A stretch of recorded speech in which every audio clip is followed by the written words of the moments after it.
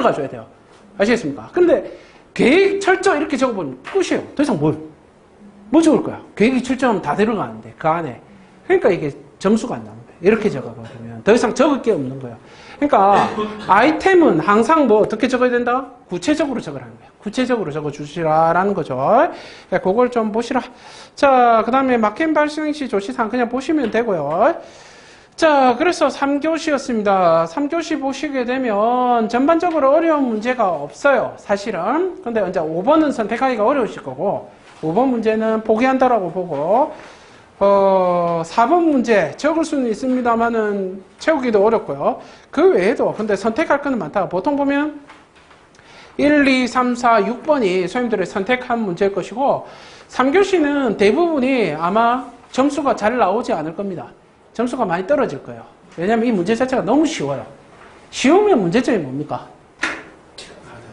대충 적어요. 선생님들이 대충 적어요.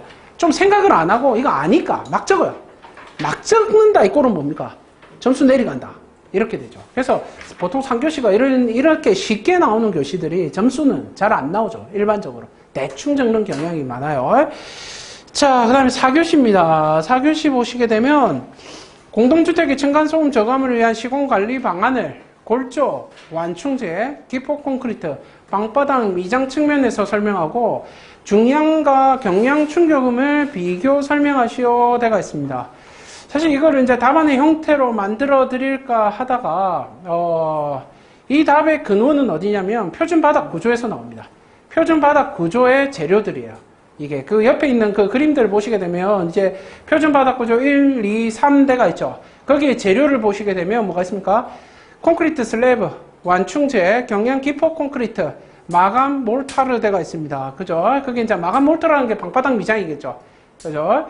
그래서 요 4개에 대한 시공 관리 사항은 사실은 이 표준 바닥 구조에 있는 저 숫자가 안 들어가면 점수에서 재미가 없어요. 나머지 것들은 그냥 일반적인 것들이에요. 선생님들 적은 뭐 시공 관리 방안, 밀실하게 적는다 뭐 이런 거 아니겠습니까? 그러니까 그 일반적인 걸 적을 수밖에 없는데 핵심이 되는 단어들은 뭐냐면 어디서 시작하냐면 표준 바닥 구조에서 시작을 해요. 표준 바닥 구조. 이 항목이더라라는 겁니다. 그리고 얘의 전제가 뭡니까? 공동주택이라고 적혀있죠. 그죠? 그래서 이 답은 어디에 있느냐면 LH 공사관법 핸드북에 있어요. 이 답이 있어요. 정확하게 적혀가 있어요. 적혀 있더라는 거예요. 똑같이. 이 제목도 똑같아요. 뭐? 기포 완충제, 기포 콘크리트, 방바닥 미장이라 딱 적혀 있어요. 똑같이 적혀 있어요. 근데 그걸 안 적었어요. 여기다가. 왜? 선생님들은 사실 그걸 외워야 되는 게 아니고 이 표를 외워야 돼요. 이 표준 바닥 구조 자체를 공부를 해야 돼요. 표준 바닥 구조 자체를. 무슨 말인지 아시겠습니까? 이거는 이미 기출문제고 기출로도 표준 바닥 구조 자체는 2회 출제됐어요. 그죠? 최근에 18년도에 출제된 적이 있고 이 문제 자체가. 그래서 이거 자체는 또 암기를 하라고 했을 겁니다. 근데 이 항목 자체가 그게 생각이 나서려나 어렵죠. 사실 그렇게 생각나리라 하는 게 쉽지가 않죠. 그죠? 뭐 나도 깜짝 놀랐으니까 이게 그죠? 아무튼 그렇게 적을 수 있어야 돼요. 저 기준들 210 이상이라는 거, 완충제 20mm 이상, 경량기포 40 이상, 그 다음에 마감 40 이상 저 숫자들 그렇게 관리를 해줘야 된다는 거예요. 그러니까 어려운 문제예요. 이 문제는. 그죠? 그러나 한 가지 다행은 뭐냐면 문제 자체가 방안이라고 적어놨다는 거예요. 그래서 대충 적어도 선생님들이 아는 것들을 대충 적어도 점수는 줄 겁니다. 점수는 줘요. 왜? 방안이기 때문에. 그래서 방안의 문제는 좀 힘들더라도 잡으시면 돼요. 그럼 이거의 점수는 어디에서 결정적으로 나오냐면 경량과 중량 충격음에서 나오게 돼요. 왜? 이거는 명확한 답이 있기 때문에 그래요. 그래서 여기서 답이 나오게 되겠더라라는 거죠. 그래서 4교시의 다음 문제를 보시면 중량과 경량 충격음의 비교라고 되어 있습니다. 그죠? 그래서 제 첫 번째 경량 충격음에 대해서 적어놨고요. 그 KS 기준 있고 중량 충격음 있고 그 KS 기준 있죠. 자, 거기에 대한 높이 다 있고요. 그죠? 1, 2 적고, 이제 3, 4, 5번 같은 경우에는 이제 비교로 나가죠. 그죠? 비교하라 해서 전체적인 비교로 나갑니다. 그러면 이거를 이렇게 생각할 수도 있겠죠. 비교라고 물었으니까 비교표로 적으면 안 됩니까? 적어도 됩니다. 비교하라고 했으니까 적어도 됩니다. 이때는 적어도 돼요. 비교하라고 했으니까. 그죠? 적으셔도 상관은 없습니다. 자, 그 다음에 아까 그 3번 같은 경우에는 어디서 많이 봤죠? 3번은. 아까 배잉 머신에 있었죠? 네? 똑같더라라는 거. 그 그 다음에 밑에 뭡니까? 바닥 충격 차단 성능 기준 경량은 58이고 중량은 50이다. 이건 암기하고 있죠. 그죠? 자, 그런 거 정도만 적을 수만 있어도 기본적인 점수는 나오겠더라라는 겁니다. 자, 문제 2번입니다. 문제 2번 보시게 되면 철거공사에서 주각부 시공 시의 품질 관리 사항에 대해서 설명하시오. 주각부 시공 시대가 있습니다. 주각부. 자, 주각부라고 했을 때는 우리가 주각이라고 했을 때는 두 가지가 들어가죠. 이번에는 주각이라고 예전에 시험은 뭐였어요? 베이스 플레이트에 대해서 시험 문제에 물었죠. 그렇죠? 지금은 주각부라고 했죠. 주각부는 뭐가 들어가냐면 두 개가 다 들어가요. 베이스 플레이트와 앵커까지 같이 들어가더라는 거예요. 이게 다 주각부가 되더라라는 겁니다. 무슨 말인지 그냥 크게 물었다라는 거예요. 근데 이 답은 지금 그 베이스 플레이트 위주로 지금 저기 품질 관리 사항이라는 게 기본적으로 적혀 있는 것 같습니다만은 두 개가 같이 접목될 수 있도록 적어 놓은 거예요. 답 자체를 다 공통적으로 먹히는 애들만 적어 놓고 2번에는 주각부 시공 방법을 적고 대지목 4번에는 베이스 플레이트 앵커 매입 공법에 대해서 적어 놨죠. 그죠? 같이 표현하기 위해서 양쪽으로 갈라서 넣은 거예요. 그냥 양쪽으로. 그래서 여기서 맹심해야 될 거는 뭐냐면 주각부 시공시라고 했을 때 그럼 이 주각부를 도대체 어디까지를 바라보느냐예요. 주각부라는 거를. 그 베이스 플레이트를 얹는 그 부분까지를 보게 되냐 아니면 앵커를 세우는 것도 주각부죠. 그러니까 어디를 바라보냐. 이건 이렇게 문제를 내게 되면 두 개를 같이 쓰셔야 돼요. 두 개 자체를 같이 구사하셔야 되는데 주각부에 대한 걸 우리가 알고 있는 걸 다 쓰셔야 되겠더라라는 겁니다.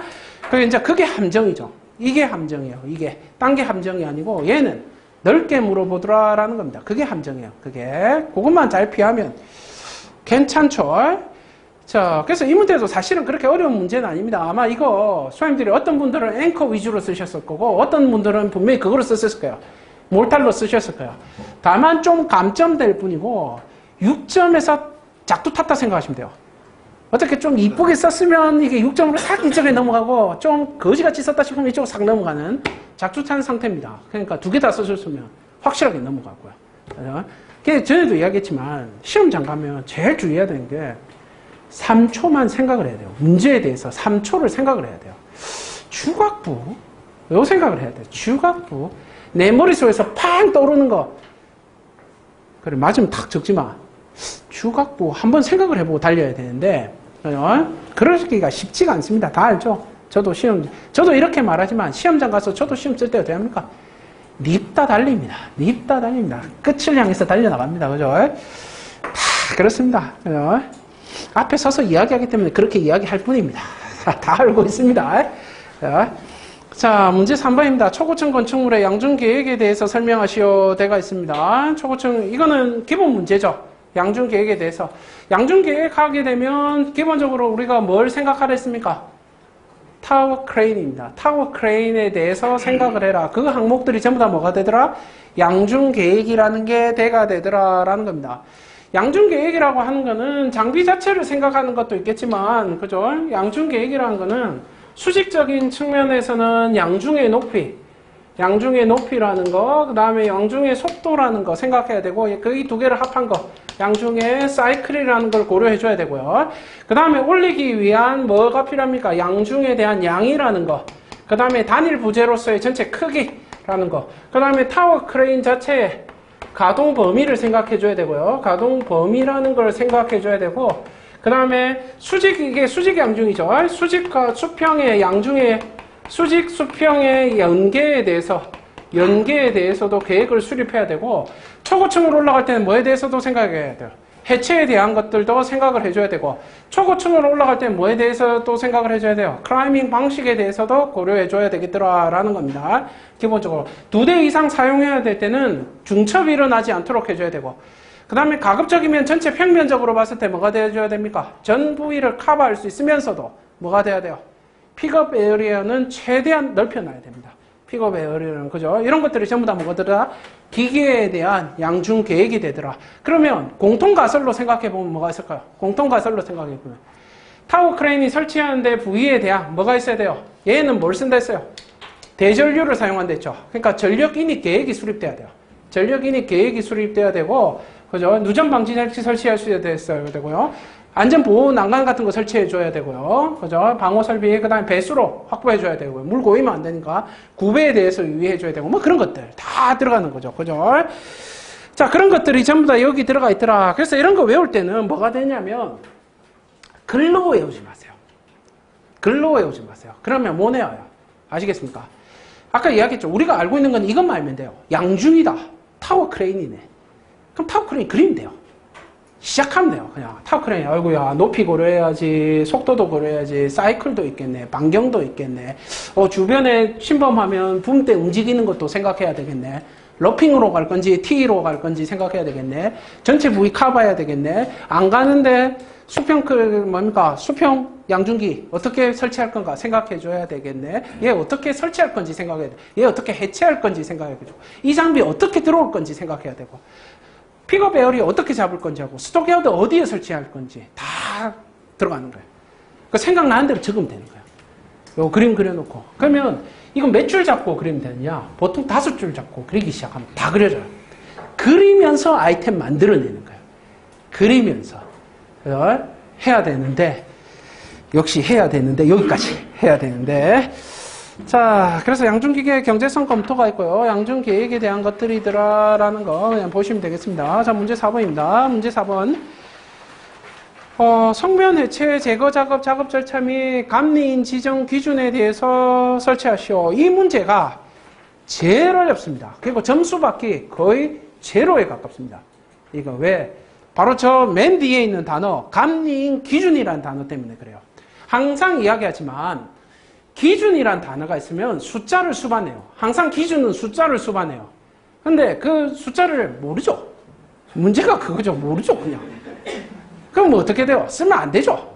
끝이에요. 이게 절대 잡으면 안 돼. 이거 점수 안 나와. 이거 다 외웠겠어? 이 숫자 이거 외웠겠어요? 이거 연면적 2000 초과한다. 뭐 이거 외우고 있으면 공단에 신고해야 돼요. 이거 그죠?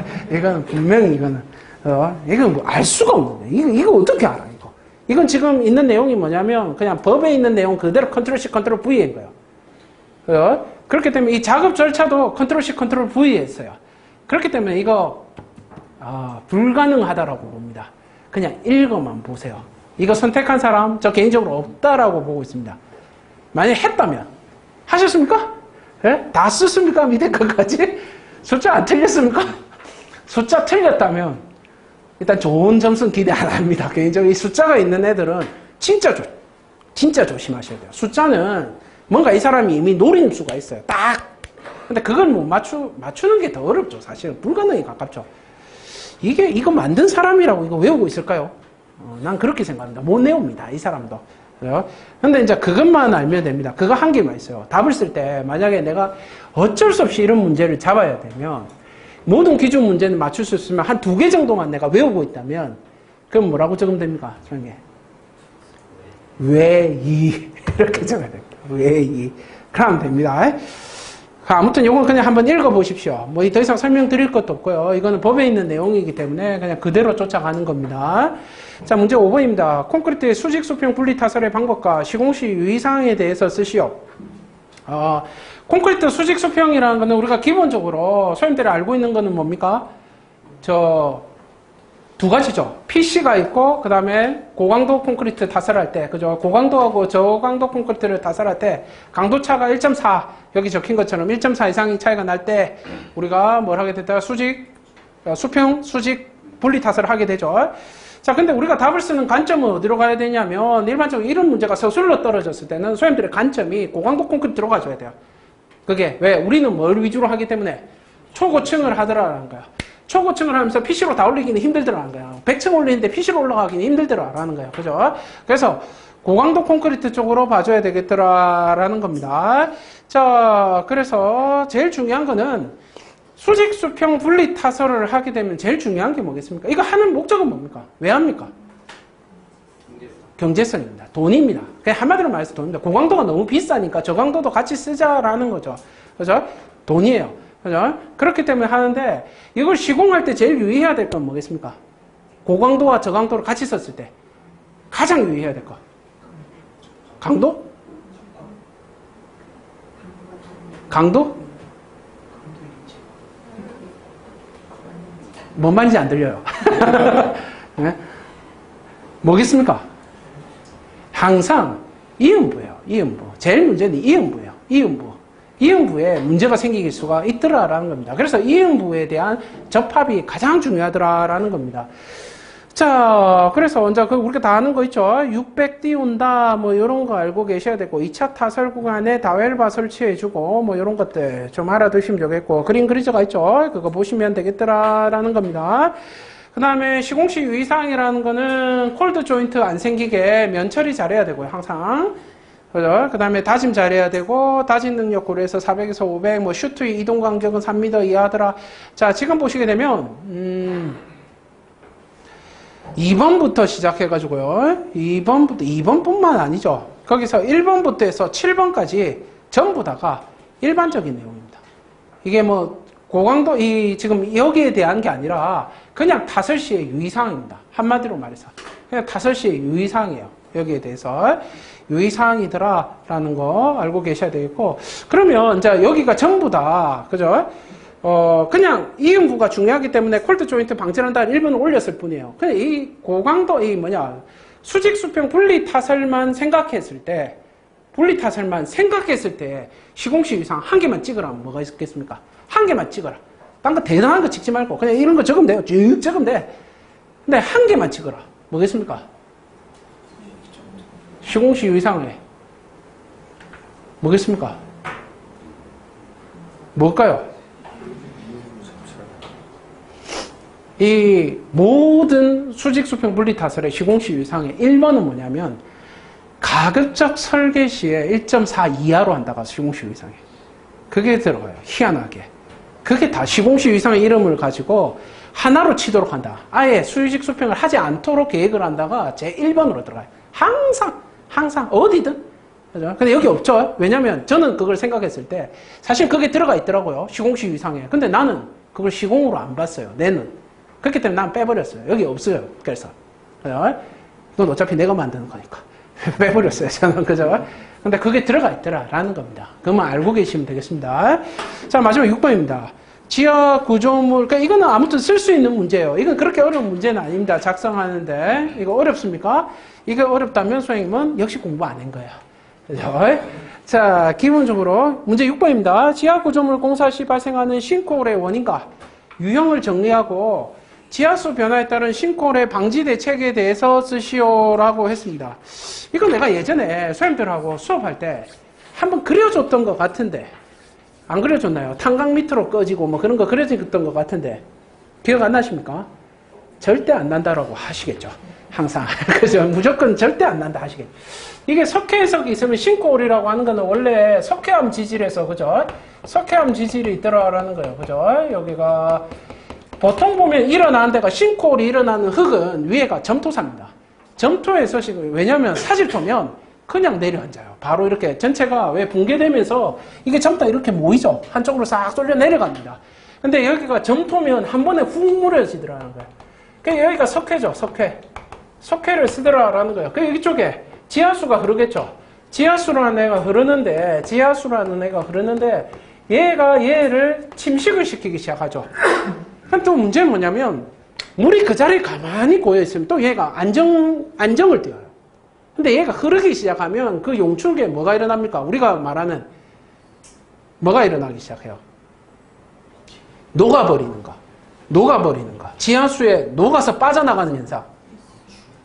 용탈이라고 우리가 배웠죠. 용탈과 세탈이 일어나기 시작합니다. 용탈과 리칭 현상이 일어나기 시작해요. 그러면서 얘가 뭡니까? 침식이 되기 시작하더라고요. 근데 얘는 뭘 가지고 있어요? 점토니까. C라는 애를 가지고 있더라는 거예요. 점착력이라는 애를 들고 있더라는 거예요. 그래서 뭡니까?